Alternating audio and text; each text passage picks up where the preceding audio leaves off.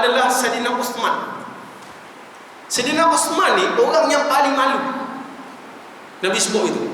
Malu Sayyidina Uthman ni tuan-tuan, antaranya Nabi kata apa? Sehinggalah malaikat malu kepada Sayyidina Uthman. Malaikat malu dengan Sayyidina Uthman. Allah. Kenapa? Nah, dia malu. Contohnya jaga aurat. Nah, kita kadang mandi, asal buka dia sang, kita tak fikir pun ada malaikat sekeliling. Sayyidina Uthman, dia jaga aurat dia dengan malaikat, apalagi dengan manusia. Sayyidina Uthman malu dengan malaikat. Kita jangan kata malaikat, syaitan pun boleh tentu malu dengan kita. No. Sayyidina Uthman ni Nabi kata orang yang paling pemalu, tuan-tuan. Kemudian Rasulullah SAW menyatakan malu yang merupakan salah satu cabang iman. Dalam keadaan baginda tidak pula menyatakan cabang-cabang iman yang lain ini, kerana dengan malulah seorang individu muslim akan bergerak hati untuk melakukan kebaikan. Dengan malulah menjauhi kemungkaran. Dengan malulah, disebabkan malulah boleh mendesak seseorang itu melakukan kebaikan, menjauhkan pada murka Allah. Nah, kita saya baca kitab lain. Ni kitab, ambil hadis lain. Malu ni, nak tahu kita malu tak malu tuan-tuan, waktu kita sunyi. Nak tengok waktu kita sunyi, yang orang lain tak nampak. Waktu tu kita nak tengok kita ni jaga tak kita dengan Allah. Nah, jangan kata tuan-tuan lah, saya sendiri sama. Nah, antara kita waktu kita sunyi, yang orang lain tak ada. Ini antara kita dengan Allah. Waktu tu kita akan tengok akhlak kita. Waktu tu kita akan tengok iman kita. Waktu tu kita tengok ketakwaan kita. Sebab nak tengok waktu tu kita malu tak malu dengan Allah. Waktu sunyi. Kalau waktu sunyi kita boleh jaga, kita akan jaga waktu terang-terang. Tapi kalau waktu sunyi kita tak boleh nak jaga, jangan harap waktu terang-terang kita boleh jaga. Kadang-kadang jenis orang waktu terang-terang ni jaga semua. Nah, jaga semua.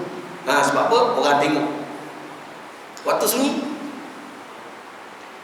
waktu sunyi kena pula ada telefon lah ni, internet macam-macam keluar. Nah, waktu depan orang sembahyang tertib. Allah, khusyuk. Orang pun tengok khusyuk di sembahyang. Nah, waktu tak ada orang, Allah, kita simple. Maknanya kita masih belum malu dengan Allah. Nak jaga diri kita dengan manusia, kita jaga waktu kita bersendirian dengan Allah. Waktu tu kita jaga. Nah, sifat malu yang dipuji oleh Islam adalah sifat malu yang akan membawa seseorang manusia itu kepada melakukan perbuatan yang baik, meninggalkan perbuatan yang keji. Walau bagaimanapun sekiranya sifat malu itu membawa kepada meninggalkan perbuatan yang dituntut oleh Allah dan Rasulullah, sifat malu dalam situasi ini adalah dibenci oleh Allah. Ada orang jenis malu tak tepat. Malu tak tepat macam mana tuan-tuan? Dia tak faham agama tapi malu nak tanya. Tak faham agama tapi malu nak bertanya. Lepas tu jadilah jahil sampai ke tua. Jahil sampai ke mati. Sebab tu bab ilmu ni jangan malu. Nak cari ilmu ni jangan malu. Malu kadang-kadang saya ni ustaz bukan tak nak pergi surau tapi malu lah. Kenapa malu? Malu dengan orang surau. Itu malu tak tempat. Nak pergi surau apa nak malu? Kita nak sembahyang jemaah. Kita nak dapat pahala jemaah itu. Nah, dia tak payah fikir malu. Malu ni biar kita malu buat maksiat, malu daripada melakukan kejahatan, itu malu. Yang tu sepatutnya kita malu. Nah. Kemudian bila mana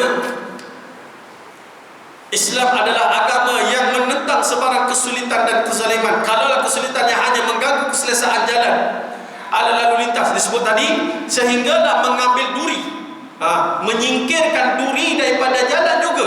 Dan sifat malu adalah satu cabang pada ini salah satu pada cabang. Ambil duri, kita nampak pada duri daripada tengah jalan, kita ambil buat tepi. Nah, Islam adalah agama yang menentang sebarang kesulitan dan kezaliman. Kalau ada kesulitan yang hanya mengganggu keselesaan seperti duri, batu, najis sebagainya sudah diambil berat oleh Rasulullah, maka semestinya Islam akan bertindak tegas kepada sebarang usaha jahat yang ingin menzalimi manusia, binatang dan sekitarnya. Kalaulah kita nampak duri tengah jalan pun kita ambil keluar, itu juga sebagai sebab diambil sebagai satu cabang daripada keimanan, maka apatah lagi kezaliman yang lebih besar yang kita lawan tentang kezaliman yang lebih besar. Kalaulah ambil duri, batu, nampak tengah jalan nampak batu, kita ambil letak tepi. Nampak duri, kita ambil, takut orang terpijak, kita letak tepi. Itu pun dipanggil sebagai salah satu cabang iman.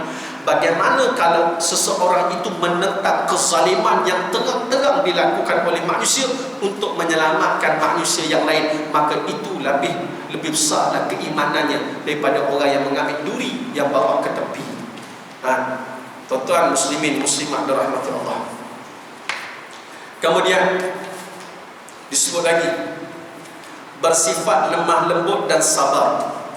Di antara sifat-sifat yang paling ketara yang wajib tertanam di dalam diri seseorang muslim ialah sifat sabar dan berlemah lembut, kerana kerja-kerja untuk Islam akan berhadapan dengan perkara-perkara yang tidak menyenangkan. Malah jalan dakwah sememangnya penuh dengan kepayahan, penyiksaan, penindasan, tuduhan, ejekan dan persendaan yang memalukan. Semua halangan-halangan ini sering dihadapi oleh para petugas amal Islami, sehinggalah himmah mereka menjadi pudar, gerakan menjadi lumpuh, malah mereka mungkin terus berpaling meninggalkan medan dakwah. Dari keterangan ini jelaslah tegas tugas dan tanggungjawab seseorang pendakwah adalah satu tugas yang amat sukar. Dia bertanggungjawab menyampaikan dakwah kepada seluruh lapisan manusia yang berbeza kebiasaan, taraf pemikiran dan tabi'inya. Dai akan menyampaikan dakwahnya kepada orang-orang jahil dan orang-orang alim, orang yang berfikiran terbuka dan orang-orang emosional sensitif, orang yang mudah bertolak ansur dan orang yang keras kepala, orang yang tenang dan orang yang mudah tersinggung. Oleh yang demikian, ia wajib menyampaikan dakwah kepada semua golongan yang sesuai dengan kadar kemampuan penerimaan akal. Ia mestilah berusaha menguasai, memasuki jiwa mereka seluruhnya. Semua ini sudah pasti memerlukan kekuatan dari kesabaran yang tinggi, ketabahan dan lemah lembut. Oleh itu, kita dapati bahawa ayat-ayat Quran dan hadis Nabi mengarahkan agar seseorang dai itu berakhlak dengan sifat-sifat sabar dan lemah lembut, berhati-hati. Baik. Dia kata gini, pendakwah ni dia jumpa dengan berbagai-bagai orang. Tugas pendakwah ni hari ni, saya datang tuan-tuan dekat sini. Cara tuan-tuan saya boleh cara dengan cara yang lantang. Ada setengah tempat saya tak boleh cakap lantang macam mana saya cakap di sini. Sana mungkin lembut, kena tarikan. Nah, jenis semua warga saluran satu, atau saluran satu. Jenis duduk lama sikit ganggu, lama sikit ganggu, lama sikit ganggu. Nah, dia jenis dengar ceramah tutup mata, sikit-sikit ganggu, sikit-sikit ganggu. Faham betul tu? Faham hingga kusyuk, dahi mencecah ke lantai. Kusyuk tu dahi mencecah ke lantai, confirm tidur lah tuan-tuan. Jadi kita bertemu dengan berbagai-bagai masyarakat, dan dalam masyarakat pula berbagai-bagai fikrah, berbagai-bagai pemikiran, berbagai-bagai bentuk penerimaan. Ada orang tahap pemikiran dia tinggi, ada orang tahap pemikiran dia rendah. Maka tahap pemikiran yang rendah, macam saya cakap dengan tuan-tuan ni tahap pemikiran yang tinggi. Kalau saya cakap macam ni dekat Sabah, tuan-tuan confirm orang tak faham. Saya selalu pergi Sabah, pergi di Ranau, pendalaman Ranau, di kampung Lobo Lama. Saya cakap, saya tanya, makcik faham tak makcik? Faham tak makcik? Dia tercengang. Benda ustaz dia cakap tak boleh. Ada semayang ni tuan-tuan, kena berdiri semayang, tunjuk makcik kena angkat tangan macam Allahu Akbar, letak tangan kiri kat bawah, tangan kanan kat atas, tunjuk satu-satu. Khutbah Jumaat tuan-tuan khutbah tentang sembahyang. Khutbah Jumaat tentang macam mana nak sembahyang. Bayanglah khutbah Jumaat. Kat sini kalau aku tunjuk, kalau adalah khutbah Jumatan, cara macam tu confirm tidur semua jemaah. No. Sana Sabah tahap pemikiran rendah. No. Cakap kena satu-satu. Makcik ambil wudu, mula-mula basuh muka. Faham? Faham. Kemudian basuh tangan daripada ujung jari sampai siku, lepas tu gosok perlahan-lahan. Faham makcik? Faham. Ustaz, kalau basuh takat ni, tanya pula. Tak pemikiran macam tu. Di pedalaman Sabah, saya pergi satu pulau, Allahumma salli Muhammad, lupa nama pulau tu. 2 jam setengah naik bot. Daripada Kudat naik bot 2 jam setengah di Sabah, di pulau. Pulau ni dekat dengan Filipina. Nah, Pulau Bagi, Pulau Bagi. Bangsa Bungi. Bangsa Bungi, Pulau Banggi. Dia patutnya nama pulau tu Pulau Bungi. Tapi sebabkan ada pengkhianatan di dalam pemerintahan, ditukar kepada Pulau Banggi. Banggi itu dalam bahasa Bungi adalah bangkai. Sampai macam tu kena mereka ni. Dan mereka ni jahil. Jahil tuan-tuan, dan tak faham agama. Masuk Islam sekadar mengucap syahadat. Mayang tak tahu apa, tak tahu. Tapi alhamdulillah ada seorang sahabat, Ustaz Syukri. Dia kitab daripada Yayasan Amal ambil, letak di Bangi Selangor. Setahun setengah untuk bagi kursus ajar mayang yang betul semua. Dia balik untuk memperbetulkan bangsa dia sendiri. Ni Ustaz ni, Ustaz Syukri. Nah, jadi ni bangsa Banggi. Ya. Jadi dia kata tahap pemikiran berbeza-beza. Maka ada time kita kena keras, ada time boleh lantang, ada tengok masyarakat kena lembut, ada tengok masyarakat kita kena berhikmah. Hikmah bukan maksud kita menggadaikan Islam. Dah, hikmah maksud kita tegas dengan Islam. Nah, tegas dengan Islam tu hikmah. Kadang-kadang orang kata hikmah ni kita kena berhikmah, ustaz, kena berdakwah. Hikmah maksudnya mana? Lembut. Berlembut ni maksudnya kita kena maknanya ada benda yang kita boleh buat, ada benda yang kita tak boleh. Islam kata kena buat, kena buat. Itu maksud dia. Dan ini arahan-arahan daripada Al-Quran. Di antara arahan Quran, Allah sebut walaman sabara wa ghafara inna dzalika lamin azmin umur. Tetapi orang-orang yang bersabar dan memaafkan, sesungguhnya perbuatan yang demikian itu termasuk hal-hal yang diutamakan. Kemudian banyaklah firman-firman Allah. Allah sebut wal ya'fun wal yasfar fa'fahu ala yuhibbu wa ala tuhibbuna an yaghfirallahu lakum. Dan hendaklah mereka memaafkan dan berlapang dada apakah kamu tidak ingin Allah mengampun kamu. Idza khatabahum jahilun qalu salama. Dan apabila orang-orang jahil menyapa mereka, mereka mengucapkan kata-kata yang mengandungi keselamatan. Ini semua firman-firman Allah. Allah sebut di dalam Quran bila mana datang penghinaan. Contoh, orang datang hina Islam, kita nak berdakwah, orang kata, kita kata aku nak laksanakan syariat Allah, aku nak laksanakan macam mana pun baik kru, syariat Allah tetap tertegak. Datang orang kafir hina Islam, maksud dia hina Islam bukan kita lawan balik penghinaan tadi. Ni Allah sebut tadi, bila datang orang-orang kafir yang jahil, nah, wal ya'funa bila kata tadi, bila idza khatabahumul jahilun, bila datang orang-orang, apabila orang-orang jahil ini menyapa mereka, datang kepada mereka mengata-ngata tentang Islam, maka Allah kata qalu salaman, dan katakanlah mengandungi keselamatan. Makna kita kata begini, orang kafir datang, dia kata apa nak buat undang-undang Islam ni, kita tak boleh balas penghinaan tadi dengan penghinaan. Maka kita kena beri faham. Beri faham kepada dia. Islam gini. Hukum ni untuk Islam sahaja. Hukum ni tak ada kena dengan orang kafir. Itu bagi dia faham. Nah, sebab ada orang Islam sendiri yang memberi pengeliruan kepada orang kafir. Macam mana? Dia kata, kalau lagi kita nak laksanakan undang-undang Islam ini, kalau yang berzina itu orang Islam bersama dengan orang bukan Islam, maka kita hukum hanya pada orang Islam saja. Mana ada?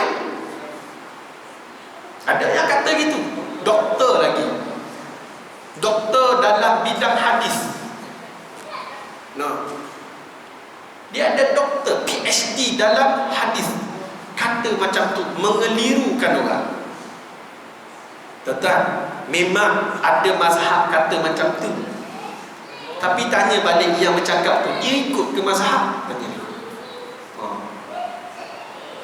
Mazhab Imam, saya baca satu kitab 4 mazhab, iaitu 4 mazhab. Saya ambil daripada apa yang saya belajar di Riyadh. Saya ambil satu kitab tu 4 mazhab berkenaan dengan kes zina orang Yahudi. Zina orang Yahudi. Imam Malik dengan Imam Hanafi mengatakan yang dihukum hanya orang Islam sahaja, sebab syaratnya Islam satu. Imam Malik buat pecahan lagi. Imam Malik kata, maka boleh diberikan kuasa itu kepada hakim untuk beristihad. Hakim untuk beristihad. Maknanya Imam Malik suruh naikkan taraf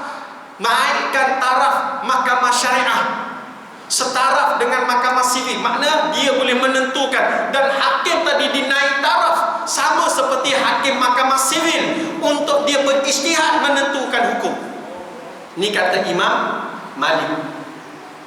Adapun kata Imam Syafi'i dan Imam Hambali, dia kata hanya dua-dua kena hukum. Orang Islam pun hukum, orang bukan Islam pun hukum. Kata Imam Syafi'i. Nampak? Maknanya masih ada keterbukaan kepada hukuman mengikut pada mazhab-mazhab yang lain. Tapi Ustaz, kita kan ikut Imam Syafi'i. Orang tanya gitu, kan kita ikut Imam Syafi'i, betul ke kita ikut Syafi'i 100%? Saya nak tanya, betul ke kita ikut Syafi'i 100%? Tuan-tuan bayar zakat bulan Ramadan pakai duit ke pakai beras?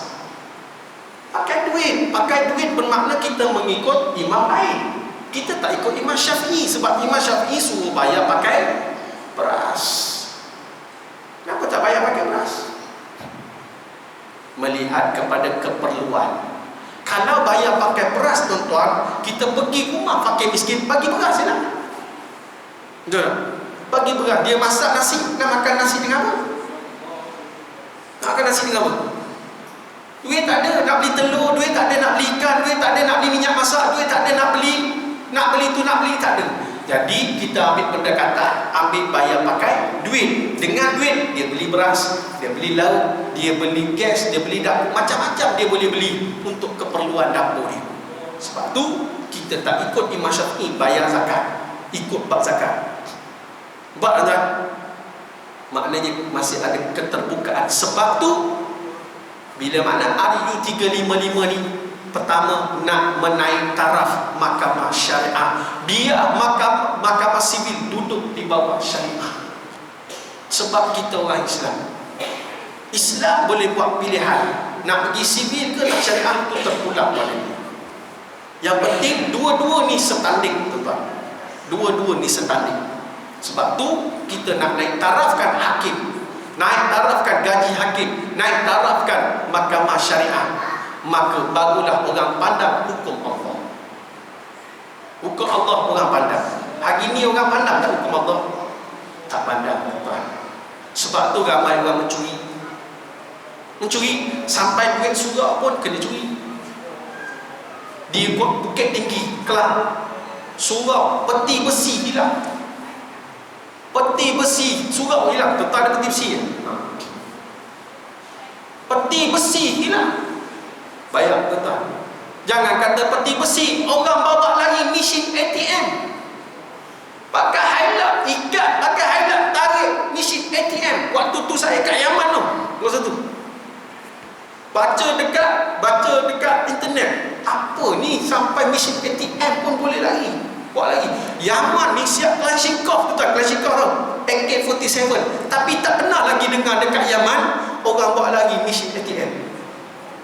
Malaysia tak ada Kalashnikov pun, tak ada AK-47, tak ada. Oh, kita semua mana ada senapan? Ada senapan? Ada tak? Senapan yang Kalashnikov ni tak ada kat rumah. Ada barang kontak tu. Nah, tapi boleh bawa lagi mesin ATM. Sebab kita tak takut dengan hukum. Kenapa tak takut? Sebab hukum tu adalah hukum manusia. Kena tangkap, jaga. Kena tangkap, jaga. Maka orang tak takut. Dan sebab tu kita kena balik kepada Islam. Balik pada Islam. Nah, ingat tuan, akhir zaman dah itu. Akhir zaman dah. Kalau kita tak naik ke Islam, bila lagi? Akhir zaman dah ni. Kiamat dah dekat. Sebab fitnahnya kat sini. Yang sebut tadi, piring-piring yang bersambung. Fitnahnya kat sini sebab sini menggunakan piring-piring yang bersambung. Boleh tak? Jadi kita berhenti takat itu. Berkenaan dengan lidah. Sabar. Kita berhenti kepada sabar tadi. Jadi cukup sekadar itu. Saya minta maaf sekiranya ada terkasar, tersilap, tersasar, terkena. Bukan niat saya nak kena sesiapa, sekadar berkongsi sedikit ilmu. Mudah-mudahan dengan sedikit ilmu ini meningkatkan keimanan, ketakwaan kita kepada Allah. Mudah-mudahan Allah selamatkan hidup kita di dunia dan akhirat. Yang baik itu datang kepada Allah, yang buruk itu datang pada diri saya sendiri. Sebelum saya tutup tuan-tuan, saya masih lagi membuka kepada tuan-tuan berkenaan dengan wakaf. Wakaf Seriti. Dengan saya masih lagi ada kupon-kupon wakaf untuk Seriti, Sekolah Rendah Integrasi Teras Islam. Kalau ada di kalangan tuan-tuan nak berwakaf lagi, boleh jumpa saya dengan kupon wakaf berharga 10, 20 dan 50. Boleh jumpa lepas mayam, insya-Allah. Cukup sekadar itu. Yang baik itu datang pada Allah, yang buruk itu datang pada diri saya. Bismillahirrahmanirrahim. Alhamdulillahirabbil alamin. Wassalatu wassalamu ala asyrofil anbiya'i wal mursalin sayyidina Muhammadin wa ala alihi washabbihi ajma'in. Raditu billahi rabban wa bil islami dinan wa bi Muhammadin nabiyyan wa rasulah. Allahumma ighfir lana dzunubana wa liwalidina warhamhum kama rabbayana shaghira wa jami'il muslimina wal muslimat wal mu'minina wal mu'minat bi rahmatika ya arhamar rahimin. Allahumma zidna fil ilmi warzuqna fahman. Allahumma faqihna fid din wa ta'limna ta'wil wa ahdina siratal mustaqim. Allahumma arhamna bil Qur'an waj'alna imama wa nuran wa hudan wa rahmah. Allahumma dhakkirna mimma nasina wa 'allimna mimma jahilna warzuqna tilawatahu ana alladhi waqafna waj'alna lana hujjatan ya rabbal alamin. Rabbana atina fid dunya hasanah wa fil akhirati hasanah wa qina adzabannar. Sallallahu ala sayyidina Muhammadin wa ala alihi wa sahbihi wa baraka. Alhamdulillahirabbil alamin. Wabillahi taufiq wal hidayah. Assalamualaikum warahmatullahi wabarakatuh.